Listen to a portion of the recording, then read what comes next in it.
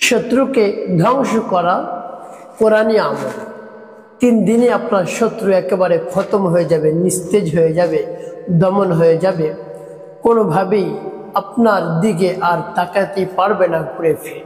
প্রিয় ভাই বোনেরা, শত্রুকে দমন করার একেবারে সহজ একটি পন্থা, সহজ একটি পদ্ধতি আমি আপনাদেরকে বলে দিচ্ছি। শত্রু যন্ত্রণায় একেবারে অস্থির হয়ে পড়েছেন, কোনোভাবেই শত্রুর জন্য আপনি দাঁড়াতেও পারছেন না, একেবারে এত পরিমাণ ক্ষতি আপনার করে, কোনো দিক আপনি খুঁজে পাচ্ছেন না। এখন কি করবেন? ডানের শত্রু, বামের শত্রু, সামনের শত্রু, পিছনের শত্রু, আপনি অস্থির হয়ে পড়ছেন, কি করবেন? আর আপনার অস্থির হওয়ার দরকার নেই। আপনি আমার দেখার নিয়মে যে আপনি আমলটি করুন না, আপনি আমলটি করুন, আপনার শত্রু একেবারে 3 দিনের মধ্যে খতম হয়ে যাবে। কোরআনী আমল, এটা কোরআনী এই আমলটি আপনি করুন, দেখুন কি হয়। আর এই আমলটি করতে আপনার বেশি সময় লাগবে না, অল্প কিছু সময় আপনাকে ব্যয় করতে হবে। একেবারে এই আমলটি করে যখন ফলাফল পাবেন তখন উপকৃত হয়ে যাবেন। আপনার চেয়ে আনন্দের আর কেউ হবে না। আপনার শত্রু যদি আপনার চোখের সামনে দেখেন নিস্তেজ হয়ে পড়েছে, দমন হয়ে গিয়েছে, একেবারে শায়েস্তা হয়ে গিয়েছে, আপনার বশে চলে আসছে, তাহলে আপনার কত আনন্দ লাগবে যে আমি যা বলি তাই আমার শত্রু করে। এভাবে যদি আপনার কাছে মনে হয়, আপনি দেখেন, তাহলে আপনার কত ভালো লাগবে। এই জন্য আপনি যদি সেই পরিস্থিতির মধ্যে পড়ে যান, আপনার সব দিকে শত্রু রয়েছে, তখন আর কাল বিলম্ব না করে, সময় নষ্ট না করে কোরআনী আমলটি আপনি চালু করে দিন। মাত্র 3 দিনের মধ্যে শত্রু শেষ, খতম, নিস্তেজ হয়ে যাবে ইনশাআল্লাহ। প্রিয় ভাই বোনেরা, আপনার দিকে ঘুরে তাকানোর সে সাহস পাবে না, আপনার দিকে তাকাবেই না। কেন তাকাবে না? মনে করবে আপনার মধ্যে কি যেন দেখা যায়, এমন ভয়ঙ্কর কিছু আপনার মধ্যে দেখবে, সে নিজেও জানবে না যে কি দেখতেছে, কিন্তু তার মধ্যে ভয় কাজ করবে। আপনি বুঝতে পারবেন না আপনার মধ্যে কি দেখা যায়, কিন্তু তার মধ্যে ভয় একেবারে কাজ করবে, আতঙ্কিত হয়ে যাবে সে। প্রিয় ভাই বোনেরা, এই আমলটি যখন করবেন পরিপূর্ণ বিশ্বাস এবং ইয়াকিন নিয়ে করবেন, দেখবেন এর ফলাফল দেখে আপনি আনন্দিত হয়ে যাবেন।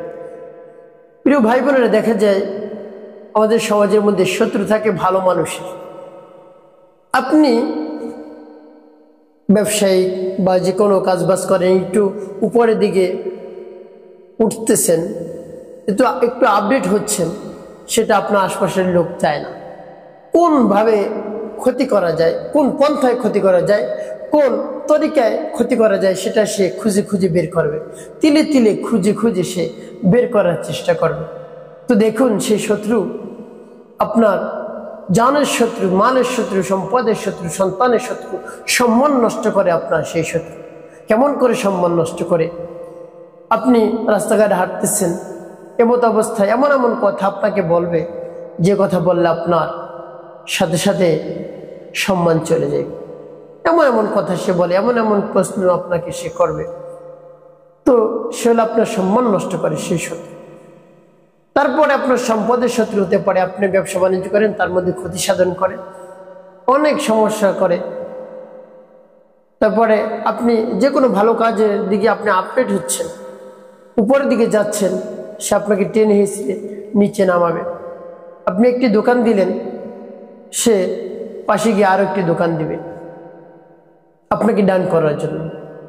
একই দোকান দিবে, আপনি একজন মুদি দোকান দিয়েছেন, পাশে গিয়ে আবার মুদি দোকান দিবে আপনাকে ডান করার জন্য। প্রিয় ভাই বোনেরা, তারপরে পরিবারের শত্রু আপনার পরিবারের মধ্যে গন্ডগোল লাগিয়ে দেয়, এমন এমন কথা বলবে, ভালো ভালো মিষ্টি মিষ্টি কথা বলবে, এর মধ্যেই দেখবেন পরিবারের মধ্যে গন্ডগোল লেগে গিয়েছে। এই জন্য আপনার যদি শত্রু থাকে এভাবে, জানের শত্রু, সম্পদের শত্রু, তারপরে সম্মান নষ্ট করে সেই শত্রু, তাহলে তাকে শায়েস্তা করুন, দমন করুন। 3 দিনের মধ্যে একেবারে শেষ, নিস্তেজ, খতম হয়ে যাবে। কোরআনী আমল, একটি কোরআনী, আর কোনো আমল না। প্রিয় ভাই বোনেরা, আপনার আর কোনো ধরনের চিন্তার কারণ নেই, আপনার শত্রু দমন হবেই হবে। আপনার আর টেনশন করতে হবে না শত্রুকে নিয়ে। আপনার চোখের সামনে যখন ছটফট ছটফট করবে, সে নিস্তেজ হয়ে যাবে, দেখবেন আপনার হাতে পায়ে ধরতে পারে, ধরে ক্ষমা ভিক্ষে যাবে, ভাই আমার ভুল হয়ে গেছে, মাফ করে। প্রিয় ভাই বোনেরা, এই আমলটি যখন আপনি করবেন শুরুতেই ভিডিওটি না টেনে না কেটে দেখবেন, তাহলে সঠিক নিয়মে সঠিক পদ্ধতিতে আপনি আমলটি করতে পারবেন। আর যদি কেটে কেটে দেখেন তাহলে দেখা যায় অনেক জায়গায় বাদ পড়ে যেতে পারে, আর সঠিক নিয়মে আপনি আমলটি করতে পারবেন না। এই জন্য অনুরোধ থাকবে সঠিক নিয়মে আমলটি করার জন্য ভিডিওটি না টেনে না কেটে দেখতে থাকুন, অবশ্যই আপনি উপকৃত হতে পারবেন। প্রিয় ভাই বোনেরা,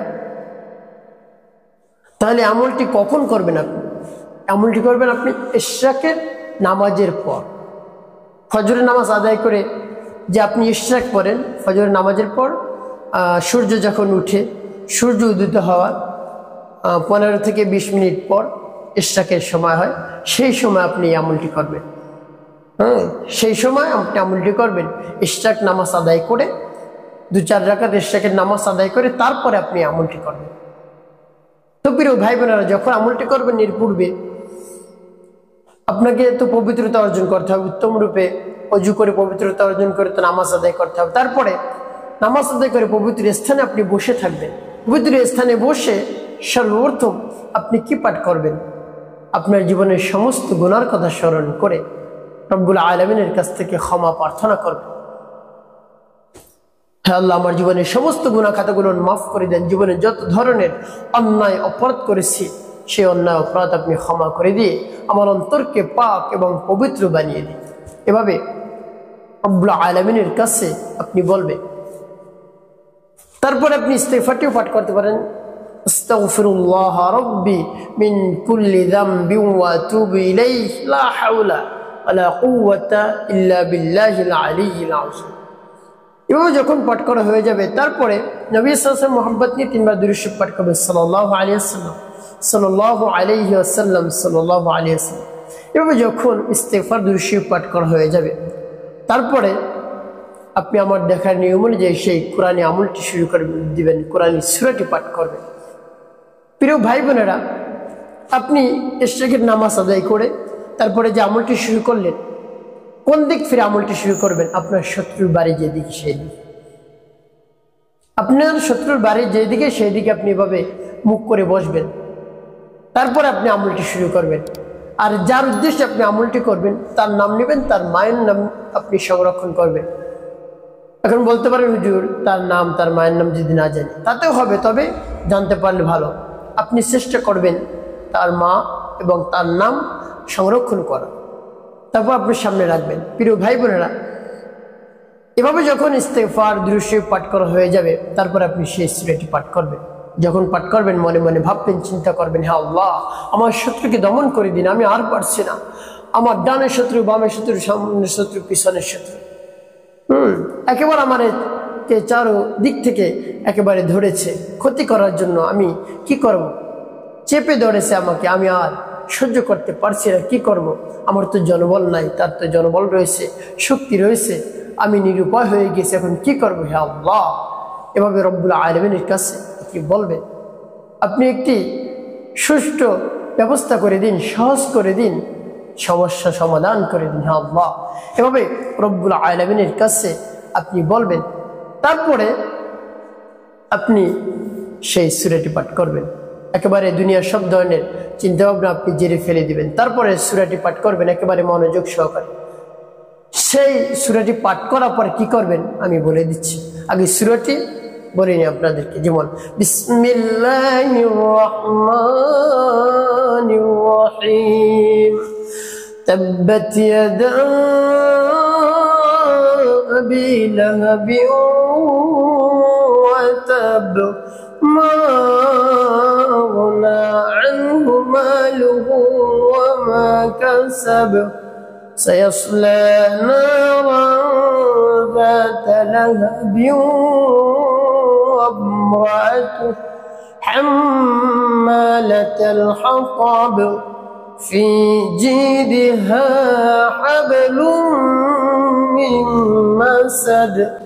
এভাবে যখন সূরা লাহাব পাঠ করা হয়ে যাবে, তারপর আপনি এই শাহাদাত আঙ্গুলটার মধ্যে একটি ফু দেবেন। ফু দিয়ে কি করবেন? আপনি কিন্তু শুরুতেই শত্রুর বাড়ির দিকে মুখ করে বসছেন, বসার পরে আপনি আমলটি শুরু করে দিয়েছেন, তারপরে ইস্তিগফার পাঠ করছেন, দুরূদ পাঠ করছেন, তারপর সূরা লাহাব পাঠ করে ফুদে আপনার শত্রুর বাড়ির দিকে আপনি এরকম করে ইশারা করবেন। কি করবেন? এরকম করে ইশারা করবেন। তারপর আপনি আবারও পাঠ করবেন বিসমিল্লাহির রহমানির রহিম তাব্বাত ইয়াদা আবি লাহাবিন ওয়া তাব মা আগনা আনহু মালুহু ওয়া মা কাসাব সায়াসলা নারান ذات لهب وامرأته حمالة الحطب في جيدها حبل من مسد পাঠ করে সে আবার ফু দিবেন, শত্রুর বাড়ির দিকে আপনি এভাবে ইশারা করেন। তারপর আপনি মনে দরদ নিয়ে আবারও সূরাতুল লাহাব পাঠ করবেন বিসমিল্লাহির রহমানির রহিম তাব্বাত ইয়াদা আবি লাহাবিন ওয়া তাব মা আগনা আনহু মালুহু ওয়া মা কাসাব সায়াসলা নারান ذات لهب وامرأته حمالة الحطب في جيدها حبل من مسد পাঠ করে আবার এভাবে ফু দিবেন, একটু ফু দিয়ে শত্রুর বাড়ির দিকে এভাবে ইশারা করবেন, আঙ্গুলটি ভাবে ফেলে দিবেন দিয়ে। আর যখন এভাবে ইশারা করবেন তখন মনে মনে আপনার চিন্তা থাকবে, নিয়ত থাকবে, আল্লাহ আমার শত্রুকে দমন করার জন্য আমি আমলটি করতেছি, তাকে আপনি নিস্তেজ করে দিন, তাকে ধ্বংস করে দিন। প্রিয় ভাই বোন, এভাবে কতবার পাঠ করবেন সূরাতুল লাহাব? 3 বার পাঠ করে এভাবে 3টি ফু দিয়ে 3 বারই শত্রুর বাড়ির দিকে এভাবে ইশারা করবেন। তারপরে আপনি সর্বশেষ কি করবেন?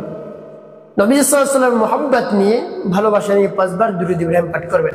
আল্লাহুম্মা সাল্লি আলা মুহাম্মাদ ওয়া আলা আলি মুহাম্মাদ কামা সাল্লাইতা على إبراهيم وعلى آل إبراهيم إنك حميد مجيد اللهم بارك على محمد وعلى آل محمد كما باركت على إبراهيم وعلى آل إبراهيم إنك حميد مجيد اللهم صل على محمد وعلى آل محمد كما صليت على إبراهيم وعلى آل إبراهيم إنك حميد مجيد اللهم بارك على محمد وعلى آل محمد كما باركت على إبراهيم وعلى آل إبراهيم إنك حميد مجيد اللهم صل على محمد وعلى آل محمد كما صليت على إبراهيم وعلى آل إبراهيم إنك حميد مجيد اللهم بارك على محمد وعلى آل محمد كما باركت على إبراهيم وعلى آل إبراهيم إنك حميد مجيد اللهم صل على محمد وعلى آل محمد كما صليت على إبراهيم وعلى آل إبراهيم إنك حميد مجيد اللهم بارك على محمد وعلى آل محمد كما باركت على إبراهيم وعلى آل إبراهيم إنك حميد مجيد اللهم صل على محمد وعلى آل محمد كما صليت على إبراهيم وعلى آل إبراهيم إنك حميد مجيد اللهم بارك على محمد وعلى آل محمد كما باركت على إبراهيم وعلى آل إبراهيم إنك حميد مجيد এভাবে যখন দুরূদ ইব্রাহিম 5 বার পাঠ করা হয়ে যাবে, তারপর আপনি একটি ফু দেবেন, ফু দিয়ে শত্রুর বাড়ির দিকে এভাবে ইশারা করবেন না, এভাবে ফেলে দিবেন আঙ্গুলটা, এভাবে দেখবেন কাজ হয়ে গেছে। এভাবে কতদিন আমলটি চালিয়ে যাবেন? মাত্র 3 দিন। 3 দিনের শত্রু খতম, নিস্তেজ, দমন, একেবারে ধ্বংস হয়ে যাবে, আপনার দিকে তাকাতেই পারবে না, পায়ে ধরে ক্ষমা ভিক্ষা চাইবে, মাফ করে দিন।